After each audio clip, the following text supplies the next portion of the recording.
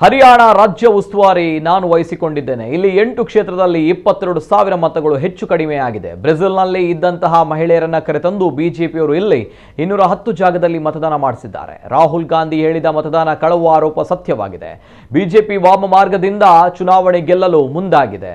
ಇದು ಪ್ರಜಾಪ್ರಭುತ್ವಕ್ಕೆ ವಿರೋಧವಾಗಿದೆ ಎಂದು ವಿಧಾನ ಪರಿಷತ್ ಸದಸ್ಯ ಹಾಗೂ ಹರಿಯಾಣ ರಾಜ್ಯ ಕಾಂಗ್ರೆಸ್ ಉಸ್ತುವಾರಿ ಬಿ.ಕೆ. ಹರಿಪ್ರಸಾದ್ ಹೇಳಿದ್ದಾರೆ.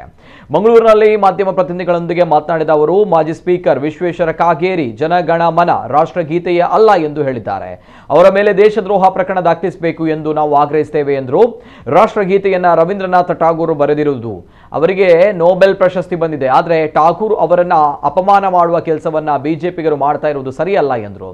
ಕಾಂಗ್ರೆಸ್ ನಾಯಕರು ದೆಹಲಿಗೆ ಹೋಗುವುದು ಸಾಮಾನ್ಯ ವಿಚಾರವಾಗಿದೆ. ಡೆಲ್ಲಿಗೆ ಎಲ್ಲರೂ ಕೂಡ ಹೋಗ್ತಾರೆ. ನವೆಂಬರ್ ಕ್ರಾಂತಿ, ಭ್ರಾಂತಿ, ವಾಂತಿ, ಸಂಕ್ರಾಂತಿ ಎಲ್ಲ ಬರ್ತಾ ಇರ್ತದೆ, ಹೋಗ್ತದೆ. ಅದರಲ್ಲಿ ಏನೂ ವಿಶೇಷ ಇಲ್ಲ. ಏನೇ ತೀರ್ಮಾನ ಕೈಗೊಂಡ್ರು ಆತುರದಿಂದ ಮಾಡುವುದಿಲ್ಲ. ತೀರ್ಮಾನವನ್ನು ಕಾಂಗ್ರೆಸ್ ಪಕ್ಷದ ಹೈಕಮಾಂಡ್ ಮಾಡುತ್ತದೆ. ನೀವು ಊಹಾಪೋಹಗಳನ್ನೆಲ್ಲ ಬಿಟ್ಟು ಬಿಡಿ ಎಂದು ಮಾಧ್ಯಮಕ್ಕೆ ಸೂಚನೆ ನೀಡಿದರು. ಆರ್ಎಸ್ಎಸ್ ಏನು ಎಂದು ಎಲ್ಲರೂ ಕೂಡ ಗೊತ್ತಿದೆ. ಕಾಶ್ಮೀರದಲ್ಲಿ 8 ವರ್ಷದ ಮಗುವಿನ ಮೇಲೆ ಅತ್ಯಾಚಾರ ಮಾಡಿ ಪ್ರೊಟೆಸ್ಟ್ ಮಾಡಿದ್ದಕ್ಕೆ ಬಿಜೆಪಿ ನಾಯಕರೇ ರಸ್ತೆ ಮೇಲೆ ನಿಂತಿದ್ದಾರೆ. ಆರ್ಎಸ್ಎಸ್ ಬಂದ ಬಳಿಕವೇ ದೇಶಕ್ಕೆ ಅಪಾಯ ಎದುರಾಗಿದೆ. ಈ ಸನಾತನ ಧರ್ಮಕ್ಕೆ ಅಪಾಯ ಅವರಿಂದಲೇ ಆಗಿದೆ ಎಂದು ನುಡಿದರು.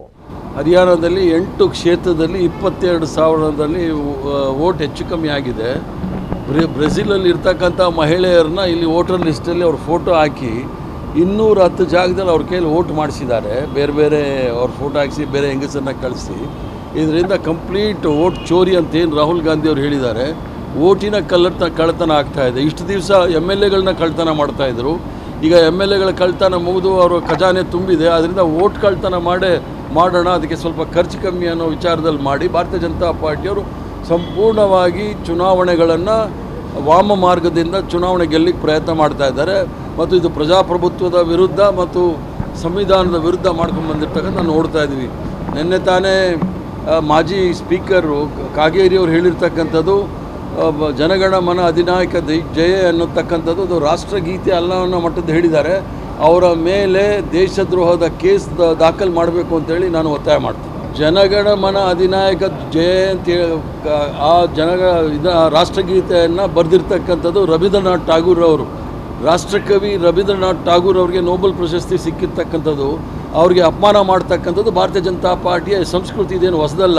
ಮಹಾತ್ಮ ಗಾಂಧಿ ಅವ್ರನ್ನ ಕೊಂದಾಯಿತು ಮತ್ತು ಈ ದೇಶದ ಸಂಸ್ಕೃತಿ ಸಂಸ್ಕಾರಗಳನ್ನು ಬಿಂಬಿಸಿದಂಥ ರವೀಂದ್ರನಾಥ್ ಠಾಗೂರ್ ಮೇಲೆ ಅಲ್ಲೇ ನಡೀತಾ ಇದೆ.